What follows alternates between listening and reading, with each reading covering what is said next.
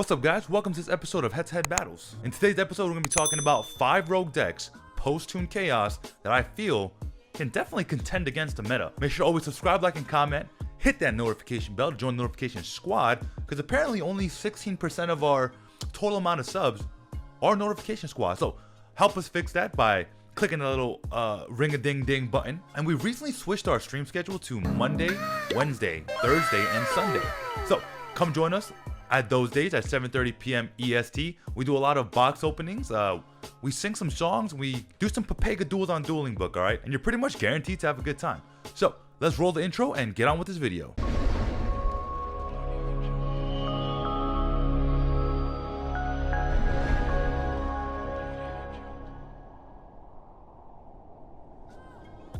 All right, the first deck that I really want to talk about is Chaos Thunder Dragons, bro. So Thunder Dragons have evolved over the past few months after the ban of my boy Colossus. Free my boy Colossus, man. People have tried like Titan Control, Titan Combo, where they get like Quick Draw Synchron to go into Zolkin to cheat out the Clearwing Synchro Dragon. And people have literally been forced to get creative with this deck. I mean, which is good. Like, that's a good thing. People should be getting creative with the decks that have kind of gone out of meta because of the ban list, right? And like you can't Titan double Colossus pass anymore. And Colossus really did make the deck tier 1. But now the deck is sitting around tier 3, even Rogue, because there are so many different options that you can play with it. But cards like Chaos Creator, Chaos Space, and even like Chaos Valkyria, it gives the deck a breath of fresh air. Like a really good breath of fresh air, like really good air. It's like 100% oxygen. The new Chaos cards help you extend with your Thunder Dragon combos and help you get into your Thunder Dragon combos to make bigger and better boards. Like TOON Chaos overall brought a lot of brand new life to Thunder Dragon and really does make Thunder Dragons playable again. We will be posting a Chaos Thunder Dragon deck profile, so make sure you're here for that. And the only way to know if we put the video up is by hitting that subscribe button and making sure more people see this video by giving this video a thumbs up. I think Chaos Thunder Dragons definitely does have a lot of potential in the upcoming meta, especially after the September ban list, because that ban list will hit a lot of things. Remember when they like scrapped 3 decks? Remember that? Do you remember that ban list? It's gonna happen again in September, and I feel like Thunder Dragons with the Chaos Edition will play really well and make boards that really people cannot out. I need someone out there to break Thunder Dragons, like Chaos Thunder Dragons. Like, someone break the deck, DM me. I want you to DM me. We'll break it. I'll break it together, all right? So next on my list is actually Dinos. Now, if you are a fan of Dinos, smash that like button. I am not, okay? And I'll tell you why. UCT is such a broken card. Ultimate Conductor Tyranno is a free Book of Moon, okay? And on top of that, you do 1,000 damage piercing. Like, what the heck? And the way to activate that effect is to pop a monster that you have.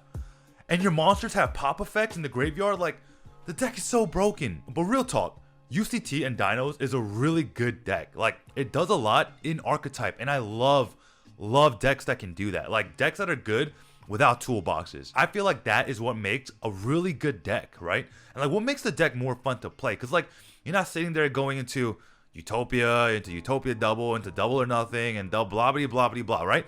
In archetype cards that do in archetype things make decks really fun to play. And the really good thing about Dinos is there's a lot of different variants to the deck. Like, you can play the deck in combo or just UCT turbo. Like, you can do a lot of things with this deck that make it really fun. And cards like Soul Eating Overraptor and Miscellaneous like are just so broken. Like, if you open Miscellaneous or even search it, they can't stop you. You literally become unstoppable. You know what I mean? Like, Soul Eating Overraptor and Fossil Dig are like your starting cards, and like that's literally all you need.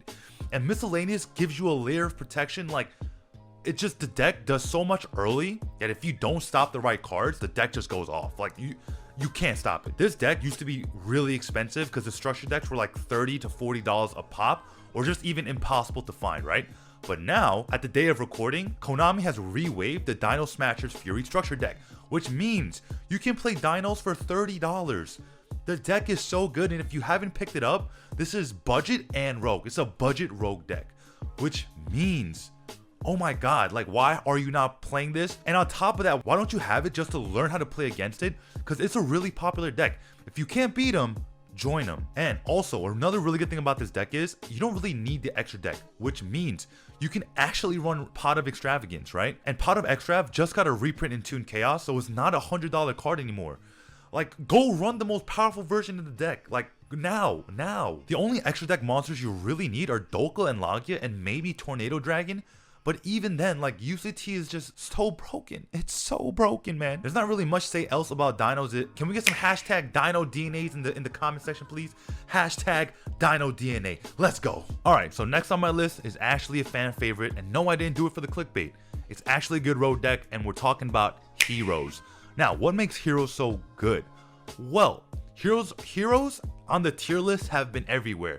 Tier 1.5, 2, 1, 3, Rogue, bad, good, kind of bad, kind of good. Like, they've been everywhere, and it's only because they're a fan favorite deck. People are looking to break Heroes, and they're looking to do well with the deck, right? And I don't fault them for it. It's a really fun deck. But I feel like Heroes kind of have settled down into the Rogue category because it does well against the meta, but maybe not so good against other Rogue decks, actually, now that I actually think about it. But with the addition of Malicious Bane and a Dusted Gold, which is worth a bar of gold if you didn't know. Joking, it's not worth that much, but it should be. It should be, all right? The deck just got a little bit better. Actually, a lot a bit better, because Malicious Bane was a card they like really needed. And to be fair, you really don't need the Dusted Gold, but it's kind of a flex if you're playing Heroes.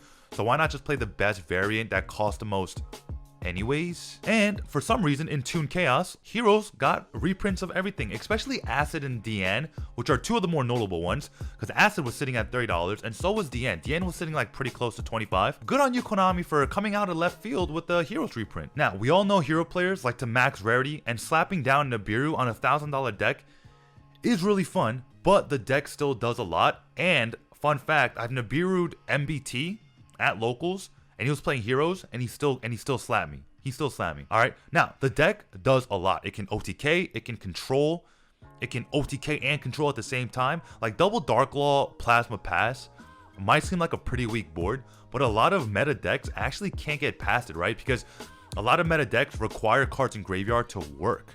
Especially, like, let's say Adamantipatators, Rocks. Let's talk about Rocks, right?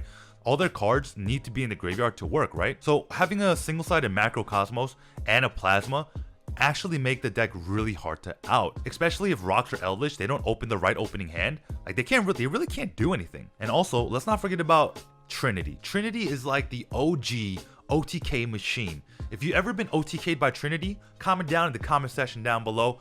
I want to hear the story of how Heroes hurt you, man, all right? Because they've definitely hurt me. Anyways, the archetype has suffered through short print after short print and after short print, and frankly speaking, that won't change. Because Heroes is such a sought after archetype, Konami is just going to short print the crap out of all your hero cards, and it probably won't end anytime soon. But the deck is really fun to play nonetheless, and the archetype will always get more support. And so I would say over time, just grab your cards over time here and there. You got an extra $10, go grab Affairs. You got an extra $10, grab an increase. Save up $30 a week, and at the end of the month, buy yourself a Dusted Gold. The deck is really expensive, but it is really fun to play. And with all the new hero support coming out in the future, it's probably a good investment. The next deck I really want to talk about in the Rogue strategy is Mech Knight Invoked. Now, if you do not know how to manage your columns, I recommend you to start learning how to manage your columns and learning how to play against Mech Knights. Mech Knight Invoked is a really strong deck, and if piloted by the right person, is super dangerous. And let me also ask you a question. When you're playing, right, in today's meta, do you ever worry about columns? No meta player worries about columns, because meta players are only worried about playing against other meta decks.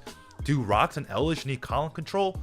No. But if you go into the game with that mindset and you end up playing against a Mech Knight Invoked player, you're gonna get slapped. Like, slapped, alright? And the fact that you can throw 3 Alistairs, 3 Meltdowns, and 3 Invocations in a Mech Knight deck and still run a 40 card main, and you could probably still run Upstart Goblin at 39, like, the deck is so good.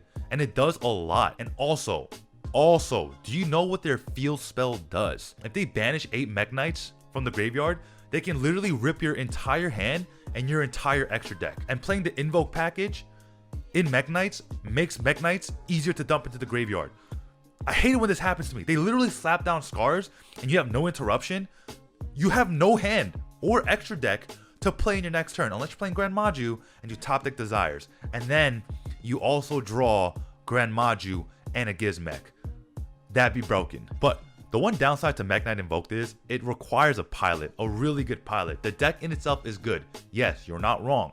but the deck really needs a good pilot for it to be good, right? Because if you have poor column management, you won't get the free pluses as if you would if your column management was actually good. Like, it doesn't need to be perfect, it just needs to be decent, right? And also, like, the invoke package really does add a layer of protection to your mech knights. And don't even get me started on Morningstar. Who here have attacked into Morningstar more than once, not knowing what it does? I've actually done that. I've attacked in the Morningstar and the opponent's like, you can't do that, or like, that doesn't work, right? I'm like, oh, okay.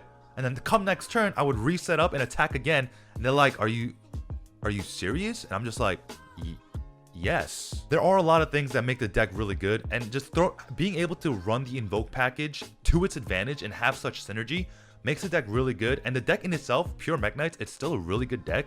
And like I said, learn it, play against it, try it out for yourself. The best way to beat a deck is to know the deck inside and out, all right? And finally, we're gonna talk about water, mermails in its prime. Like right now, mermails are in a really good spot. The water combo and the water decks are in a really good spot. If you want to see a really dope water deck profile, go to Pack's channel. He does a lot of really cool water stuff. And a big shout out to Abyssshire Yu-Gi-Oh! She also is like the water professional. Big shout out to her. I watch a lot of her videos, and you should as well. They're very informative. Anyway, so waters are really good game one, right? Because hand looping is real, VFD is real.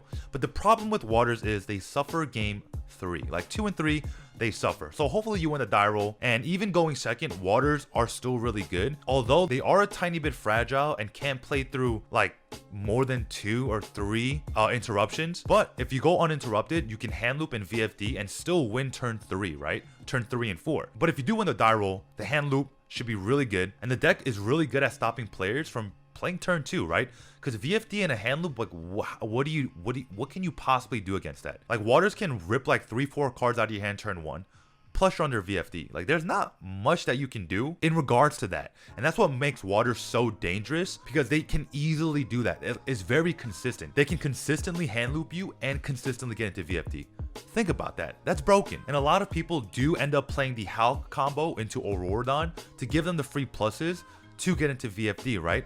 So generally speaking, if you know how to stop the needle fiber and Auroradon combo, you do kind of weaken their end board, but at the same time, them hand looping you and them getting into VFD are two different lines of play that they can do. So you have to kind of like figure out where you want to interrupt them.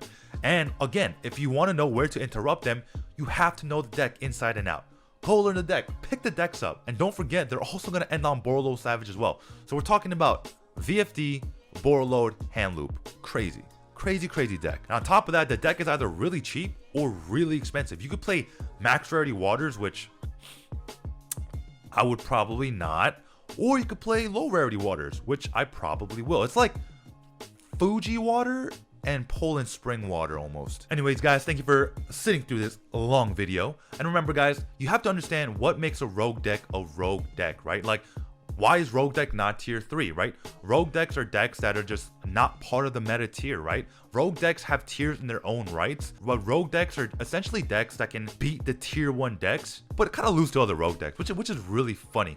Comment down below, like, what is your opinion on a rogue deck? Like, what makes a rogue deck, right? A lot of rogue decks are very fun to play, and they're actually pretty cheap, but there are a lot of rogue decks that are actually very expensive. Speaking of heroes, that's a rogue deck that's very expensive, right? You know, and you have to understand, like, decks come in and out of that tier list faster than I put food into my mouth, okay? Like, one card gets banned, Thunder Dragons, it's not tier 1 anymore, right? And all of a sudden they fall into the rogue category, you know? But essentially that is the nature of the game, and Konami, realistically speaking, really does do a good job with the ban list and kind of understanding where the meta shifts are, and to kind of help older decks come back up to tier 1, 2, or 3. I mean, to push product, but at the same time, it helps the players who play those older decks that used to be tier 1 kind of come back onto the competitive level, even if their deck comes back to tier 2, right? Let's look at Zodiacs, for example. They went from tier 1, like tier 0, tier 1, 2, 3 rogue, back to 3, back to 2, like, and the ban list is very volatile, which makes the tier lists all very volatile as well. Alright guys, so that's it for today's discussion on our 5 rogue decks post-TOON chaos. Make sure to subscribe, like, and comment, hit that notification bell, and send some hugs and kisses our ways, baby. Guys, let's break the YouTube algorithm as a crew. So make sure to like this video, subscribe, leave a comment down, and engage with us. I feel like as a content creator, I personally want to engage with you guys as much as possible. Come hang out with us in Discord and on Twitch. That is the best places to kind of like interact with us real time as opposed to in the comment section. And I just want to say I freaking love you guys. This is Susu from HeadtoHead Battles, signing out.